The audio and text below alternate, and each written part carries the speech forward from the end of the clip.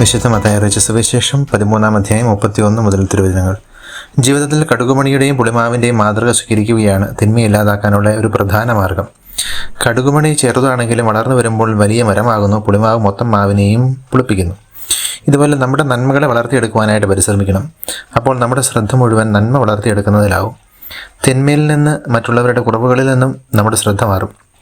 നമ്മിലെ നന്മയെ വളർത്തി വലുതാക്കുന്നതിൽ ശ്രദ്ധ കേന്ദ്രീകരിക്കുന്നതിനാൽ തിന്മയിൽ നിന്നും മനസ്സ് ശ്രദ്ധയും മാറും.